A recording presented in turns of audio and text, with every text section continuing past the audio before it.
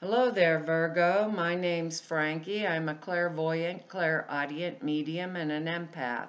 This reading's for Virgo for March of 2020.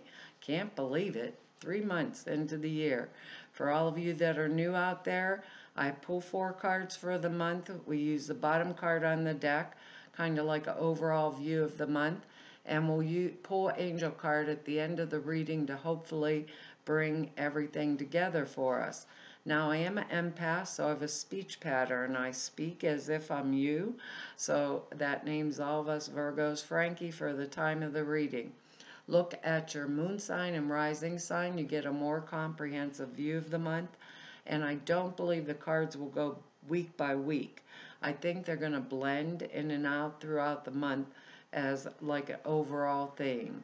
Now, I have a short message for us, and the message is even if we really trust something, make sure that we back it up, like do our research, and we usually do that. So, make sure if we're signing agreements or anything like that, everything is really, really clear, and that whatever it is we're involved in, everyone is held true to themselves and their accountability for whatever it is. So making sure that we got all of our facts, could be a Mercury retrograde thing, but even if it's something we want to do, we trust we're going to do it, make sure we do some backup research, that kind of energy. We have good words here. They're respect, tenderness, surrender, and wisdom and beauty, which is really nice. You can see beauty in this, and the cards are really good, so it's a nice kind of energy. But we want to like keep it backed up. That's what they keep telling me. Make sure all agreements are clear. So if I was signing a contract, I'd really want to read it, and not just leave it up to someone else to interpret it for me. Well, that's probably true in any situation, but especially true in this day and age. Because our first card here is the Seven of Pentacles here. I love this card, because this is about reaping the rewards of the seeds that we've sown already, realizing legitimate gain that we've earned on our own and through our own hard work, Um, it's the farmer card, farmer and his crops. He's watched them, go through bad weather. He's nurtured them, all that kind of stuff. And now we get what our just desserts, is what the card actually says. But we get the fruits of all of that hard labor. So we put in the time, we put in the effort, right? I think that would have to do with our word respect down here. Then we have to surrender at a certain point and keep, like our word, and keep our eyes on the prize, so now we'll gain in our business or whatever enterprise, but we would feel really a great satisfaction with ourselves, like job well done. Even like that original message, if I really trusted something and I went and researched the facts and it wasn't backed up, job well done, growth, fortune, the card means, are ours because of it, and they were well earned, And I think a lot about that in a lot of different situations, and right under there is the Queen of Swords, and that can be the Queen of divorce and separation also, but we got, I don't see, well, we could. We have a couple people cards in here, but I don't know if that's what it means, unless we were really struggling with some kind of marriage or a partnership in some way. Could be for some of us, because the next card's a Six of Cups, and this is a card that means nostalgia, like looking back over at the past, at memories that we had, sentimentally remembering things, from the past, these like pleasant, comforting memories that can lead us to some type of a better future, uh, the memories we can use to build on. And that's important that we to build on, because we have to know that not all was bad in order to use this card. Knowing we've been happy in the past, right? It enhances our ability to know we can be happy in the future. So when we get the card, we're experiencing some type of feeling that has to do with our past that's going to shed some type of light on our future. So we'd be feeling calm about it, even if it was bad, but we'd feel calm, we feel collected about the past, putting them into some past events into some kind of a perspective, you know, and beginning to understand how they can make or help us make our life in the present and in the future, you know, better. So it's a card of future renewal based on knowing a feeling of the past. So what I say is, some of us, we just have horrendous past. Our family was crap and we were treated terrible and all those kind of things, that go right along with it, basically. But if we look backwards, even at a horrible childhood, there's going to be some one little thing that we can find, that one moment that we can find that we were happy. And I always tell you, I went to the family reunion, I sat in the potato salad, and my dad yelled at me for an hour in the car, screaming, yelling, I can't believe you did that. Then we get to the family reunion, there's all of his, relatives and my cousins, and he forgot. So on the way home, we're singing, laughing.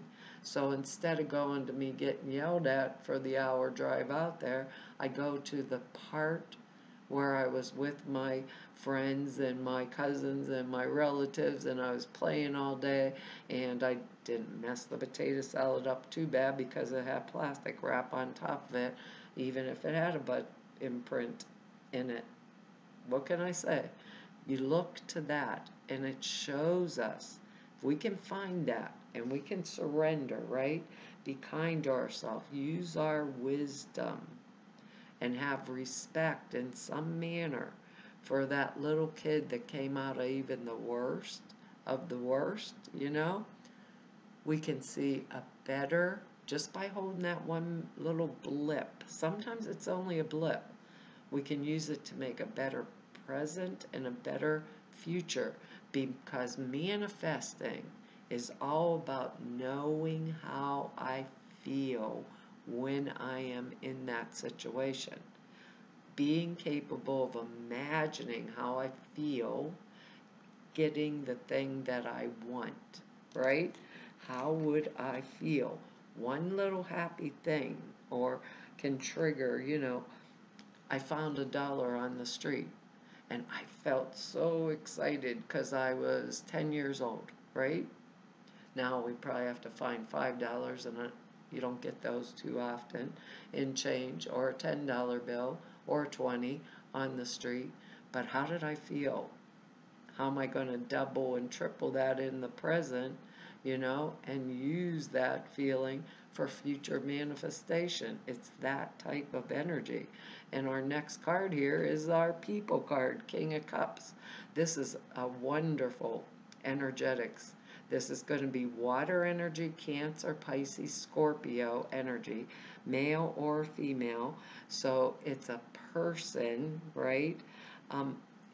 Totally non-threatening. Look at his face. Non-threatening. This is not a warrior king. It's a kind, wonderful, like father figure. Remember I told you my father was a yeller. This is the best father, mother, whatever, because it's male or female. that you could ever want in your life, you know, or someone, it can be actually, it can represent your own father or someone who was that to you. You know, it also can represent someone who's older than us that we're attracted to, you know?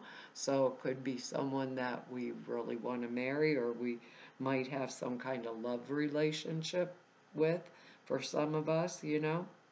Whether it's a friend, it's an advisor, or even if it's my lover, you know, they are utterly, that's the one thing about this energy, utterly trustworthy and dependable. We can always trust them. They can be relied on to come through no matter what when we need them, right?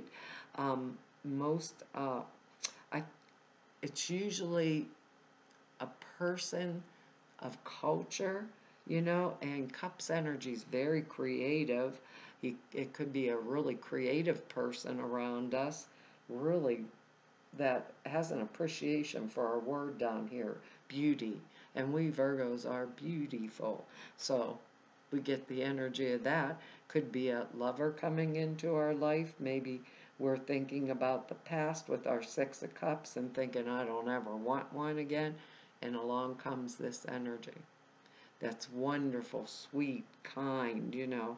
Um, if it's not an actual person, it could be a situation that's really favorable towards us, you know, that we worked really hard towards, that kind of energy that is going to bring us good and success in our life, because this king is not a warrior type energy. It's not a fighting energetics. It's a calm, comfortable, loyal, would help us no matter what type energy.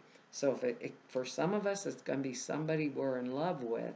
For this is hard to read because the past is kind of like affecting it in some manner, or it can be someone that's a friend or a counselor to us that could be helping us. We have two energies like that. So with that Queen of Swords under there, I'm going to say for some of us, we may have had a bad past, and it's stopping us from going forward with a future relationship. And I'm saying it because we have two people cards. We may be going from one relationship to another, because this next one is the Queen of Rods energy, Queen of Wands energy. This is a woman who, or male or female, I started to say woman. It's male or female, it's fire energy. So it's going to be Leo, Sagittarius, Aries energy. Person that's in a position of authority and they like to shine. You know, uh, what's the word it says? A lioness in their personality and a lioness socially, you know, or a lion socially, because these are general readings, but very warm, very generous, loving, honorable, intelligent, friendly, mature, like a really lovely energy. When they give us advice, it's well worth taking, and we can be assured that they'd be a loyal confidant.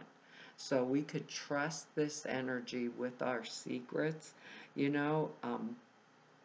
They could provide us with any type of valuable assistance. Also, I'm going to say that some of us, it may be a different or new relationship coming in, is because underneath our Seven of Pentacles is the Queen of Swords. So we could be thinking about the past, thinking about, well, finding one good thing and moving on into the future. So if this energy is not a person, it, it means that it's a good time for us to move forward on any type of a business venture that we're planning, because Rod's energy, Wand's energy usually is business finance, and or it could be saying that we need to step into this energy and take on this kind of energetics of the fire energy, because it's very mature, loyal, confidant. I said the word wrong. A loyal confidant. Some of us might be being called like to um, take on the energy of that Queen of Rods this month, because it might be, how do I want to say, it might be really important to us that we take on the energy, on her energy this month. That's the way I want to say it. That being very loyal, being very honorable, being that trustworthy confidant to others, because all of these energetics are really good. And the King of Cups and the Queen of Rods energy, they demand respect because of how honorable they are, if that makes any sense. So for some of us, I think it's going to be like maybe new bosses coming in because we quit an old job and we were working really hard, and yeah, there was good times, but it's no longer suitable. We're going from one work culture into another. For others of us, it could be relationship changes, but whatever way this works out, it's going to be absolutely good for us. So I want to surrender, like our word, surrender to it, because our next card here is the Three of Cups, which is excellent. This is like the Two of Cups energy is a lover's energy, right? And this is when things go full circle and come to some type of a completion. So it's a victory and success card. Like the Two of Cups, the couple got together, right? And they created a baby. Or it could be a creative venture with someone that produced a saleable product. It's a card means it's time to celebrate. And I think we're celebrating because of all of our hard work with this Seven of Pentacles. So we'd be experiencing like success, plenty with this card.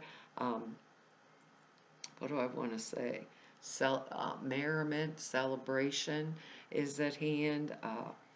Anything that we felt before, that feelings that were murky, right, are now, that could be these murky feelings from the Six, the nostalgia card, the Six of Cups. Anything that was murky now is very clear when we get the Three of Cups, and we would be understanding our emotional patterns in this really positive, growth producing manner. So we'd be on our way to great things because it's a celebration card. Enjoy, celebrate, everything is working out in the way that I want it to. So some of us, I'm going to say with that Queen of Swords, it was a separation and into other relationships, and maybe the King of Cups or the Queen of Rods was the person that was helping us. And we're going to celebrate a new relationship. Others of us, I think, it may be work related because the Queen of Rods is in there. And we're going to celebrate like a new job that we have, even though we may have looked back fondly on the other one. The new one, because of the hard work we did, is going to get us more respect and more money. So we're surrendering the other one because our wisdom is telling us it's time to move on. Even if we're looking backward at the past of it, or a way to bring more energy, more money, more stability into our lives, and more, I think, more love, actually, is the way that it's feeling, like love and happiness and things like that into our lives, things that we will enjoy, and things that are serviceable, things that bring us that beauty and tenderness. It's interesting reading, and it is because they have me look at the card underneath, our Seven of Pentacles, and that's cutting off the bad portions, I think. That Queen of Swords that's right underneath it, cutting off the bad portions, picking up the good ones, which shows us that feeling that can make, us know that we can make our present better and our future better. That's what I think that the whole reading is one of, like, coming out on top, you know? Our card, angel cards, joy. I'm waving it around and not showing it to us. It's interesting. It's a nice kind of flow energy once we let go of the past harm stuff. That's how it feels. It says joy is the highest energy of all. It's a magical sense that everything is possible. It's that celebratory energy here. Joy springs from appreciating the gifts within each moment. Joy allows you to attract and create your present and future moments in their highest possible level. And that's all that Six of Cups energy was telling us. Yeah, it's like everything the Six of Cups is telling us in that energetics. It's like only pick the energy around it is only pick the good portions to develop the feeling. Even if we were abused children, there was a moment when our parents weren't in the house that we were like, I feel so good. I feel so good. I don't have anything to play with but this one little stuffed animal, and I can talk to it for a moment. If that makes any sense, I know it's a harsh reality, but there is a way if we look for it. If we really look. I don't know why I'm saying all that, but I think it's for somebody out there. You drew this card as a reminder that your power comes from staying centered in a feeling of joy. Ask the angels for guidance about any changes you can make to bring more joy into your life and to the lives of others. If you're feeling trapped or victimized in any way, the angels can ease your burdens. A joyful outlook brings the freedom you desire while your responsibilities are simultaneously met. Release or heal any parts of your life that aren't joyful. The answer to your question involves choosing the route that brings you the most joy. Release fears while manifesting and instead focus on the feeling of joy as if your desire were already a reality. And that's what they were telling us through the whole entire thing, even with that Queen of Swords energy underneath there, and under that's the Magician. We can do anything, Virgo. That's our reading for this month, Virgo. I want to tell you all thank you for your likes, shares, subscribes, your comments. I read each and every one of them, and I really appreciate them. If anybody wants to know more about me or just go neb about me, or if you need to set an appointment with me, all of the information's down below the screen in the About section over at the website. There's also 2 short videos over there. One explains a prayer class that's like 2.5 hours long, tells you how, why, what, why you do them the way you do them. And sutra classes they're simple thought forms you put in a meditation, takes 5 minutes a day, enhances the clear perceptions dramatically.